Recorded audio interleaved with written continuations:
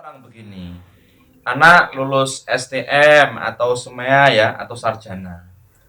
Dia rela anaknya itu kerja di sebuah perusahaan yang gajinya 850, ada yang 550, ada yang 1,5 juta, dan orang tuanya itu nuturi ojo sampai soro koyok bapak enak.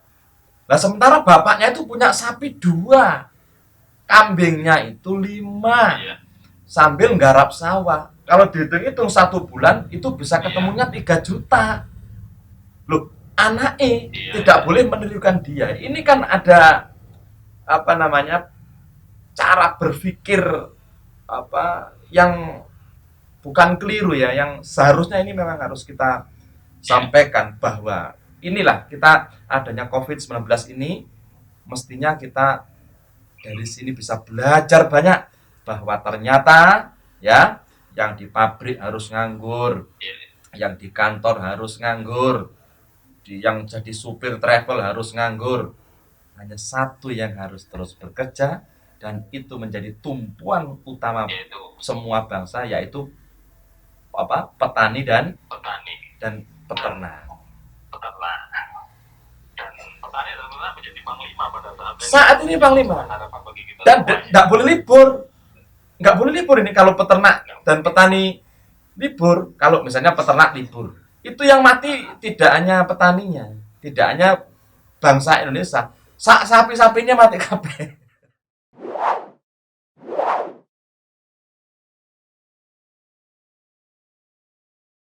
Saya sedikit menyinggung tentang pancarukun pesantren rakyat. Saya kira ini bisa menjadi jawaban. Itu sudah dirumuskan para profesor, para doktor di UIN Pascasarjana Batu. Dan itu menjadi, saya kira bisa menjawab apa yang panjenengan sampaikan tadi itu. Salah satu salah satu eh, apa namanya, pancarukun pesantren itu, satu ada celengan, kedua ada lumbung. Dua itu. Jadi dalam situasi apapun kita harus meniru mbah-mbah buyut kita. Mbah-mbah buyut kita itu kalau panen jagung itu diuntingi, ditaruh pogo, ditaruh pogo. Nah, itu kan bawahnya ada pawon ya, sehingga terdiangi, sehingga itu tidak dimakan bubuk, tidak dimakan oleh hama, sehingga bertahan sampai sekian tahun, dan itu bisa dimakan dan bisa ditanam lagi. Ini cara perawatan bibit orang-orang tua kita. Yang kedua, padi juga begitu, diuntingi, kemudian juga ditaruh pogo, digantung-gantung. Nah, selain itu, orang tua kita ada lumbung yang terkecil, yang namanya daringan. Ini loh. Daringan itu yang dulu dari apa? Lemah ya, dari tanah liat yang kecil itu, apa, daringannya utuh berarti aman. Bahkan ada sampai istilah jangan sampai oleh bojo iku sing daringan dobol. Artinya apa? Tidak bisa menyimpan beras, ya kan? Nah, sebelum beras itu ada namanya gledek.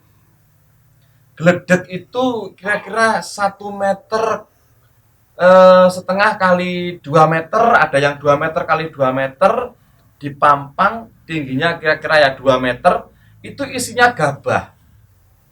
Isinya jagung.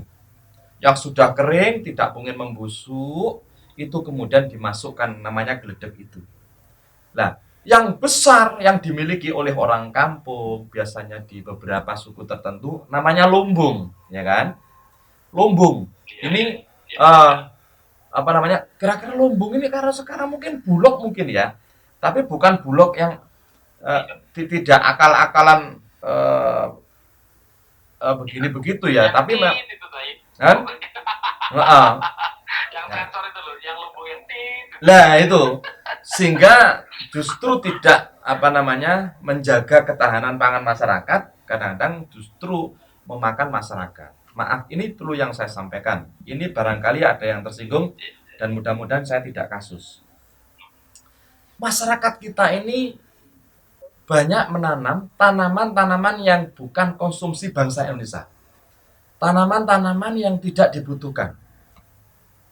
Mengejar kebutuhan ekspor minyak keletik misalnya, bimoli, kemudian jagung benih, ya. Saya tidak menyebutkan ininya, tapi di situ petani yang memiliki tanah itu ngambil tidak boleh, walaupun miliknya sendiri. Ada tanda tangan itu, kalau ngambil satu saja itu bisa dipidana, bisa dipenjarakan. Dimakan juga tidak bisa, dibakar juga tidak bisa. Nah, kemudian karena tergantung ke PT tertentu, karena pemerintah juga mungkin belum mampu membiayai, lah maka tanaman-tanaman pangan ini kemudian menjadi terus berkurang karena fokus ke sana selain tanaman makanan, sehingga orang itu menerima uang. Nah, secara psikologis kalau orang itu menerima uang otomatis habis. Berbeda dengan orang-orang dulu yang ketika panen langsung disimpan. Nah, maka ini rentetannya saya ingin sekali lah Dr. Alvin kemudian setelah ini kampus dasar membuat surat kepada presiden atau dilakukan secara terus-menerus, ya, setiap setengah tahun sekali menyurati tentang pangan ini, agar apa? Kalau bisa kita ini seperti Amerika, seperti Australia, petani itu dikasih subsidi, buruh tani itu dikasih subsidi, biar fokus biar dia semakin bahagia untuk bertani dan bisa berdaya, dan petani ini tidak sampai dikuasai oleh PT tertentu yang sifatnya hanya mencari keuntungan belaka.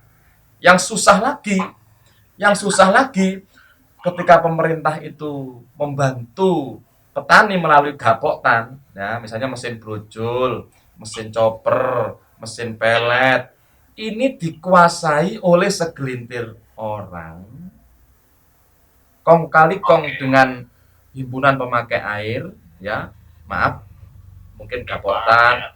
Terus yang lucu lagi masih kedip-kedipan dengan irigasi. Yang lucu lagi kadang-kadang, ya tidak semuanya, penyuluhnya juga ikut main di situ, barangkali aparatnya juga ikut bermain di situ. Contoh ya, saya ambil di saya itu mestinya panen 3 kali itu bisa. Tapi selama ini hampir puluhan tahun akhir-akhir ini masyarakat saya itu panen hanya 2 kali. Masya Allah kan. Satu walik dami, pari. Yang kedua itu jagung. Sudah itu aja. Kemudian bongkor itu sampai 3 bulan, ada sampai 5 bulan, terkadang itu sampai 6 bulan. Masya Allah. Itu kalau belum ada gagal panen. Karena apa?